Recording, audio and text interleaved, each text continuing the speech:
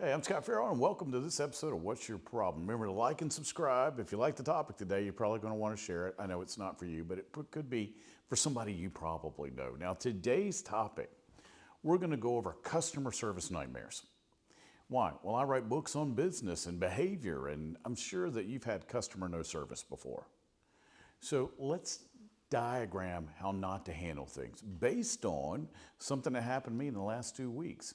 My wife and I joined a country club in the North Georgia area about 3 years ago. And we did it because we're anti-country club and we like to be alone. And it was a tranquil place to be. And it was like our own private Idaho, right?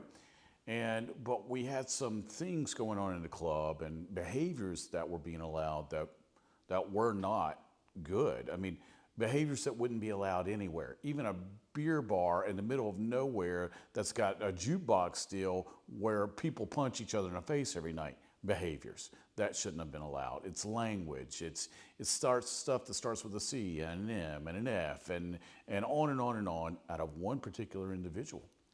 And we'd address these issues, and for 3 years we've addressed these issues. And the other day we went and wanted to have a Sunday lunch, and this individual was in the bar. We were in a dining room with the Lost Boys. I like to call them the Lost Boys. It's guys who never grow up. Women always want to tell me about the Lost Boys, right? Group of Lost Boys, all topping it off at the top of their lungs and drinking as fast as they could and been playing golf. That's fine in the men's locker room, not where I can hear it in the dining room, especially with my wife and where there's women. And nobody could get them to be quiet. There was no manager on duty, unfortunately. And so we went to a private dining room and we were able to tune it out. And then I found out it was this individual. And my wife, being the patient person she has been for 3 years, said, "That's it. We're done." We resigned that day. And we did. We resigned our membership because our own private Idaho was being invaded by the Lost Boys and we didn't want to deal with it anymore. And we realized that nobody was going to deal with this individual or these individuals. So we sent an email, "Hey, here's why, da da da da da." Normally, under this circumstance, somebody will call from customer service, or this happened to be the owner, and they'll say, "What can we do to make this right so we can keep you as a member?" What we got was, "Here's all the stuff we're building this year. You're just going to miss out. Good luck." Wow, that's not, I mean, again, I consult the businesses on behavior. I would never tell anybody to handle it that way. Why? Well, same thing for everything. Now that we have social media, now that we have ways to do reviews online, it can be devastating. And this club's not had a stellar 3 years, and we've watched owners and managers change, and they keep screwing it up, and reason why we wouldn't buy a house there, and on and on and on. And then the guy tells me because of someone else's behavior that he's chosen to tolerate, I can leave. And I'm one of the nice people. I don't ever talk. I go up, eat, hang out. I'm really kind to the staff because I used to be one of those people at a country club.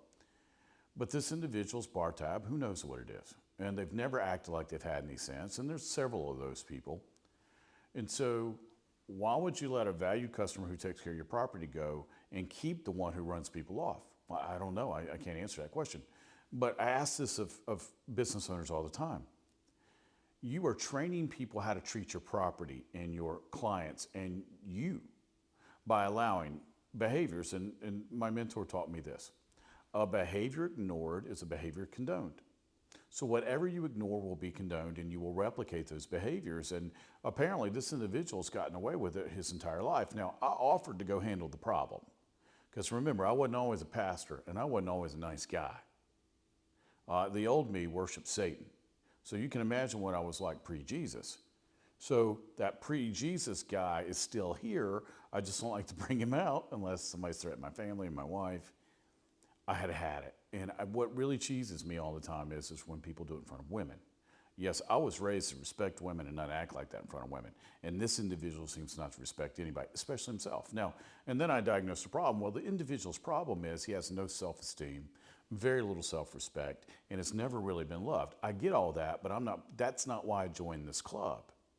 But to tell a client, a valued client, that That's great. You're just going to miss out. You try to fear of loss me. This ain't a car dealership in the 1970s, and you're not trying to sell me a Cutlass Supreme here by 315 because your boss is going to fire you if you don't. No, this is a country club that's billed itself and is rated one of the top ones in the state of Georgia. You've told me you don't value me, you don't value my money, you don't value my opinion, definitely, and you don't value the way I've treated your club for 3 years.